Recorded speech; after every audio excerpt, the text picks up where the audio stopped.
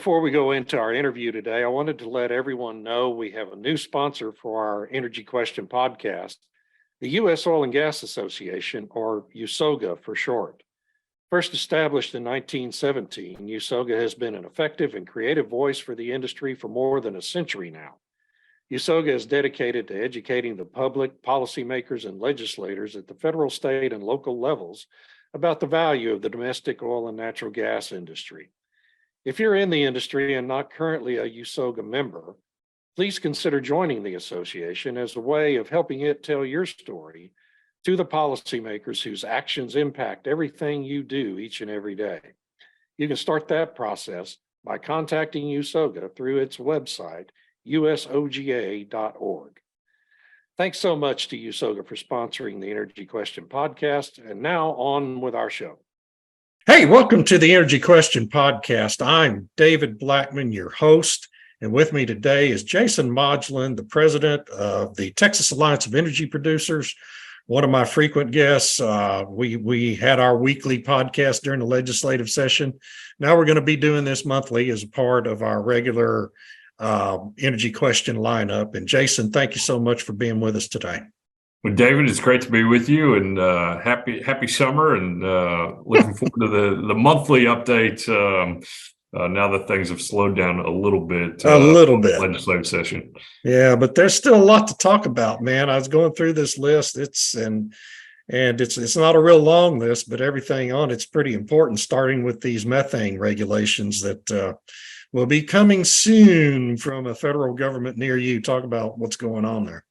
Well, quite a bit. So this month here in July, and I know this will be released here in a few weeks, but we got Subpart W updates coming out of the EPA. So you will recall very vividly, Subpart W is how operators and frankly, any producer mover of natural gas or even downstream will report their methane emissions and other types of greenhouse gas emissions to the federal government. It's a voluntary process right now, but generally most people over a certain threshold report those volumes. Yeah. And how it's calculated has been based on levels that were set in the 1990s, sometimes earlier than that. It's largely formulaic. Not based on actual emission volumes. And so there's been a need for a long time, recognizing that Subpart W is dated, that needs to be tweaked, needs to actually take into account actual emissions, not just some formula based on risk that was set in 1990. So that process is underway. Lots of trade associations, including ourselves and many operators, are watching that. We'll provide comments on that because that forms the basis of everything that the EPA is going to build on top of that. In October, we're going to have the final methane monitoring and reporting rules. Those are the Quad O, A, B, and on their heels, C, that deal with how methane will be monitored in the field, eventually how it will be monitored by the state regulator, and then how any violation of methane beyond a certain limit will be reported to the regulator. Yeah. Those rules come back in October. And then you'll recall very vividly, because we celebrated a 1-year anniversary of it this week, that the Inflation Reduction Act in it had a methane tax. And the methane tax says that if you are not compliant with the methane rule, of which is not final yet, and you report your volumes in Subpart W, then you are subject to a methane tax. And it's all parts of the industry, upstream, midstream, downstream, that would be subject to this tax if you are not in compliance with the monitoring rule and if you report your volumes in Subpart W. So, I said it's all built on subpart W, and so that's kind of the deluge that's hitting everybody right now. Reading through subpart W updates, which I think is north of 300 pages, and then we'll have the methane rule here in a month or two, and then the tax process the first of next year. So I've had lots of operators calling me, how can I read this stuff? And it's not final yet. That could give you, worst case scenario. And there are lots of good environmental consultants out there that are trying to frame for people. Here's worst case scenario. Here's, best case. Try to thread in between. But it's a scary process, and there's this bit of a what IPAA and your good friend Lee Fuller describe as this donut period, where the tax will be in effect, but states haven't adopted the final monitoring rules in place, and so you will be subject to the tax because you technically can't be compliant with a rule that's not final yet. And how will that work? How will you calculate your tax? So ultimately consumers are going to pay for this one way or another. And so that's concerning given our power demand needs, and the need to continue growing a natural gas fleet and natural gas for any number of things, whether it's petrochemicals or heating and electricity needs. So stay tuned on that, but it's coming very soon. Just remember, folks, when your electricity bill starts going up because of that tax, you have Senator Joe Manchin from West Virginia to thank for it, and the rest of the Democrats in the U.S. Senate. Joe Manchin was the deciding vote on that. So anyone who keeps talking about him as some sort of friend and booster for the energy business in this country needs to rethink that thought. Anyway, that's just my editorial opinion. Let's go to the lizard listing. Let's move along to the Dunes Sagebrush Lizard and the recent announcement by U.S. Fish and Wildlife that they plan to list this very abundantly populated lizard out in the Permian Basin as an endangered species. Talk about the potential impacts that could have on the Texas oil and gas business. You had a great podcast interview with Congressman August Pfluger. He was terrific on this, and so I encourage people to definitely go listen to that. He's introduced a fantastic piece of legislation to push back. But you're absolutely right. Fish and Wildlife Service, after 21 years, I believe, where this has been a process that environmentalists have pushed for the listing of the Dunes Sagebrush Lizard, a pretty ubiquitous lizard throughout West Texas, but at the same time, what lizards do best, they run and hide, and so it's hard to go out there and count them. They proposed listing as endangered due to a variety of factors. One was kind of diminishing habitat. And so there's lots of disagreement in that, particularly as it relates to oil and gas, because traditionally and throughout oil and gas 100-year history, you do have quite a bit of activity right at the start of drilling, but then largely you leave, and there's maybe a pump jack, maybe a lease road, but there's very few surface disruptions as part of that ongoing operation. Yeah.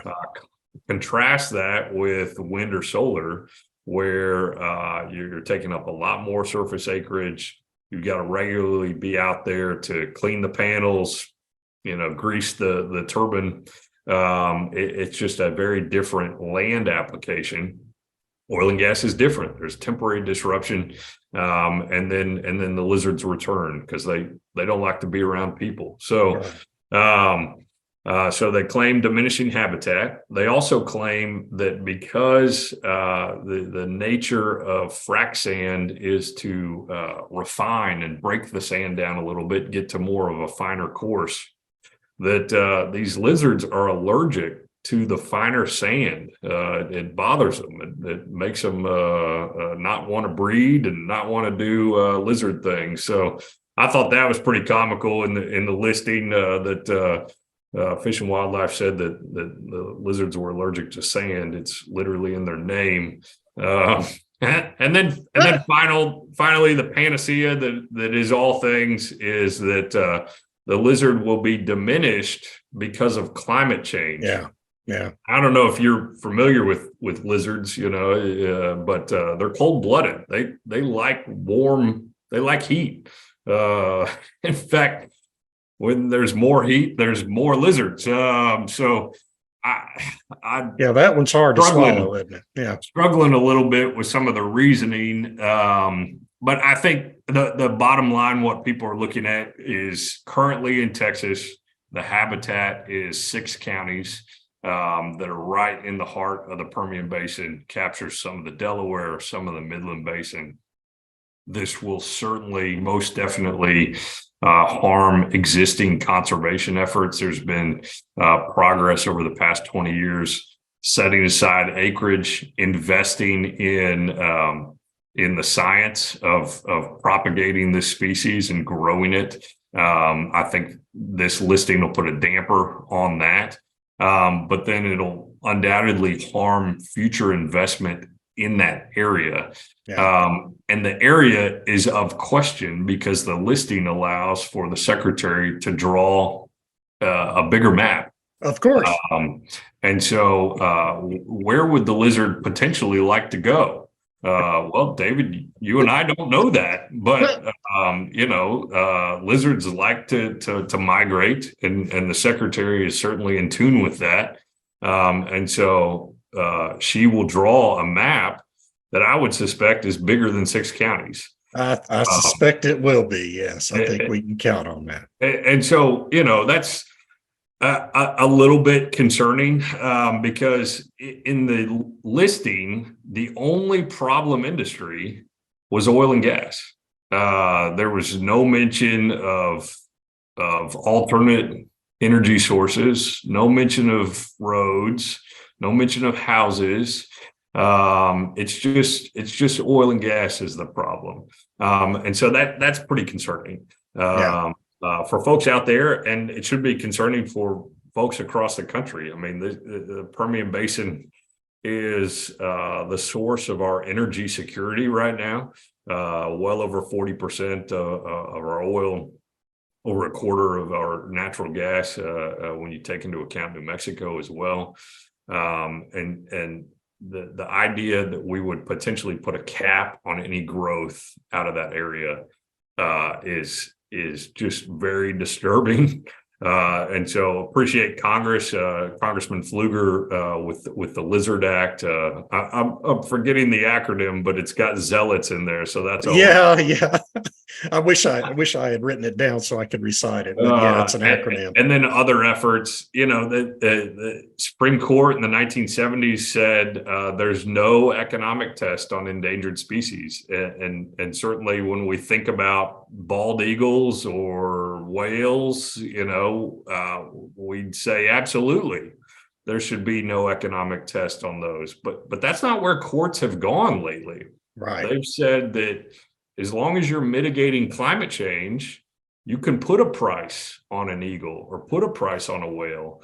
And so that's a little bit of that's a very different standard, particularly if you're going to target the oil and gas industry and say that they are the cause of climate disruption, but then allow for anyone else in that area to just put a bounty. If you kill an eagle, well, it's going to cost you $50,000.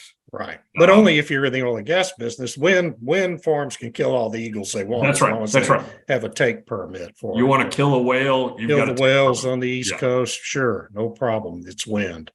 But if an oil and gas operator had a platform out there in the Atlantic Ocean and a well washed up on shore adjacent to that, all hell would break loose. And, I'm it's struggling crazy. with the logic. It is. It's crazy. If they're trying to protect the species, they've got to protect the species, not pick and choose who could potentially disrupt. So Right. there will undoubtedly be court cases on this. I think we've mentioned, but just the Permian Basin Petroleum Association has been a phenomenal leader on this for a long time, Ben Shepherd. And so to the extent that we start to see either private or state litigation, I wouldn't doubt it. Yeah. And that's not the only effort by the Biden administration to diminish activity in the Permian Basin. We also have this ongoing and apparently renewed threat from the EPA to hold this sparsely populated region of Texas and New Mexico in somehow a non-attainment of ozone standards. Congressman Pfluger mentioned he was hearing more and more talk about that moving forward as well. What are you hearing? Yeah, so just this week, and we're recording at kind of the end of July, Sue and Settle is back. I thought we got rid of that. We certainly did with the Trump administration, but Sue and Settle is back. So a group in California led by the Sierra Club and the Environmental Defense Fund sued the EPA to say, hey guys, you really haven't looked at ozone standards in quite a while for power plants. And you really need to go back and look and see if those limits need to be revised. And EPA, I'm sure had about a 5-minute conversation on it and decided they got us. We got to settle, guys. And so they went to the court, federal court in California, and said they got us, and we agreed to a settlement. And so EPA is going to roll out new NOx standards for power plants, specifically natural gas power plants. They're going to be rolling those out over 2024. And so they've been in this process now of revisiting both ozone and NOx standards. And as they continue to ratchet those down, you continue to grab rural parts of America that are just caught up in these types of standards. The other one that frequently catches agricultural communities is particulate matter. Getting back to the lizards are allergic to dust and sand. Well, you drive down a country road, and if it hasn't been hosed or sprayed or treated in any way, you're going to have a dust cloud behind you. Yeah, we're going to have to outlaw caliche pretty soon, I guess. And so as that particulate matter standard gets lower, or as NOx standard or ozone standard, you just start to grab parts of rural America that have nothing to do with industrial activity, but just because of the background level of activity would qualify as non-attainment. And so there was a brief reprieve, if you will, last year when EPA staff kind of threw this into an agenda, and then it went away. But if they lower the standard, every area, not just the Permian Basin, will have to be revisited to see if it meets attainment or non-attainment. Yeah. Well, okay. So enough about the feds. That's plenty. Let's come back to Texas and talk about the legislature, which after it only took 2 special sessions, one full one and part of another, for the House and Senate to finally agree on a property tax cut, which we talked about every episode that we did during our weekly podcast during the session. So where did we end up finally on the property tax? We ended up with not quite the level of compression that I think everyone was wanting, but homeowners and particularly those with a homestead on their property saw a pretty substantial increase in that homestead exemption on their school property taxes. So instead of the 18 cents that I and others were advocating for, it's going to be a school tax reduction of approximately 10 cents, maybe 11 cents for some districts. That homestead exemption on your school property taxes goes from 40,000 up to 100,000. That's the minimum. There are some districts in the state that have higher homestead exemptions, and so you might not see it in some districts if they've already raised that homestead exemption. But it's something to keep in mind. The House did get kind of an interesting item in there that they wanted to have appraisal caps in the discussion. And what they ultimately were able to do is get a temporary 20% cap on properties under $5 million. So these could be small business property. This could be investment homes or second homes that aren't covered by homestead exemptions, but something under $5 million could potentially have a 20% appraisal cap moving forward for the next 5 years. That's intriguing for a lot of people, particularly small businesses. What they did do, though, is specific to small business. Take about a $1.2 million cap that was existing with the state business tax, and they doubled that. So they took that up to nearly 2.5 million in annual revenue. If you're under that threshold, you'll be exempt from the state franchise tax. So it's a little bit of everything. I think what's entirely clear is that Lieutenant Governor stood firm and got a lot of what he and the senators were pushing for. Senator Betancourt out of Houston has put out a lot of press since then that the average home in Texas will save approximately $1,300 on their property tax bill. That's a bold statement. That is a bold statement. That's $100 a month. There's no question there will be a reduction in property tax obligations, but it's always tough to commit to a number because people are going to throw it right back in your face. But that's right. Yeah, that's a risk. But the key part of this, they took $18 billion out of that budget surplus, which was provided by oil and gas and business in this state, surplus tax collections, and are returning approximately $18 billion back to taxpayers in the form of property tax cuts. So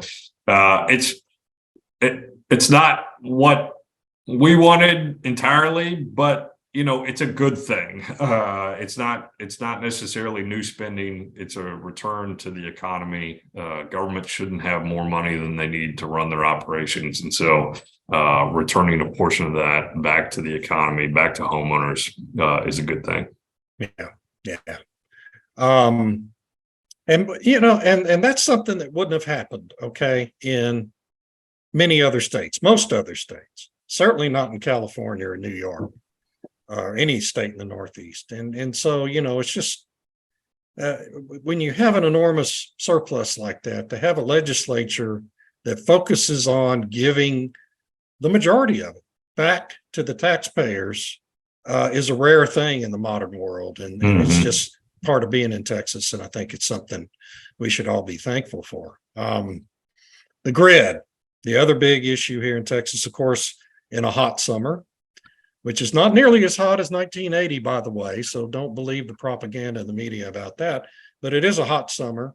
There's been some days when ERCOT was not quite sure it was going to have enough resources to get us through, but they've managed through it.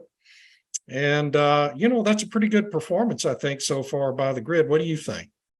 I agree with you. They have managed through it. We continue to have added demands, and really, as we've talked about quite a bit over the last few years, really the only new additions to the grid have been solar and battery, and then the third category would be wind. There have been some additions of natural gas, but by and large, coal has largely started to be phased out and closed. We haven't had reinvestment in nuclear to kind of shore up some of that baseload power. And so we rely heavily on the sun shining and the wind blowing.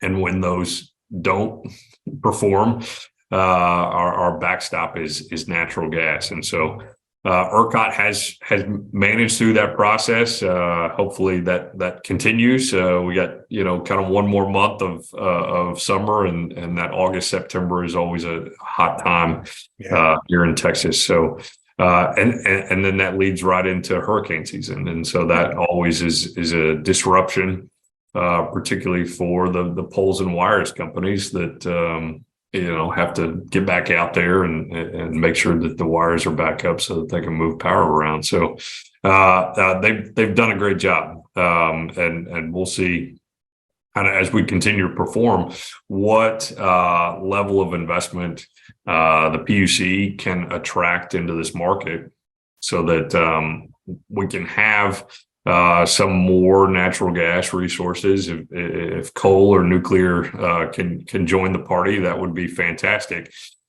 Keeping in mind that we're still going to add wind and solar, but that doesn't offset the need for natural gas. Right. When those go to zero, you have to have a backstop. And so it's counterintuitive. People are always pointing to look at all the money that wind and solar is saving us. And for the end consumer, that is true. But bearing in mind, you're building two simultaneous systems. Right. You're building both wind and solar and a backstop at the same time to make sure that when those go to zero, a battery can kick on for 15 minutes or natural gas can kick on and run for several hours until demand decreases. So they're managing to get by right now. That's for sure. Yeah. And so, yes. And so every time somebody tells me how cheap wind and solar are, I ask them and anybody else who wants to chime in, has anyone's utility rates gone down since we started piling all this wind and solar into our grid? No. Yeah. Your rates have gone up dramatically. The more renewables we put on this system, the higher the rates go. So I guess measured one way and in an isolation, right, without considering in context the overall impact to the grid, yeah, they're technically cheap. But when you consider the overall impact to the grid reliability and sustainability, they're not cheap at all, man. This is really costing us a lot, and it all gets passed on to the consumers. And, but thankfully, and we should give kudos to the folks at ERCOT for managing through this summer, and to the folks at the PUC and in the legislature for enacting the reforms to the system that needed to be made, and to Governor Abbott for approving them and pushing them, Lieutenant Governor, the Speaker, everybody involved. 2 years ago, if you'd asked me if we're going to get through a summer like this, I'd have laughed. And it looks like we may get through without any significant blackouts. And so, they all deserve our gratitude and congratulations for that, I think. That's right. That's right. And with that little bit of pontification, we will shut this sucker down for this month, Jason. Perfect. Looking forward to the next one. And thank you very much for having me. Hey, man. Thank you. Always appreciate it. Always great talking with you. Thanks also to our extraordinary producer, Eric Perel, to the Sandstone Group for hosting our podcast, and to the good folks at the U.S. Oil and Gas Association for being our sponsor. I'm David Blackmon, and that is all for now.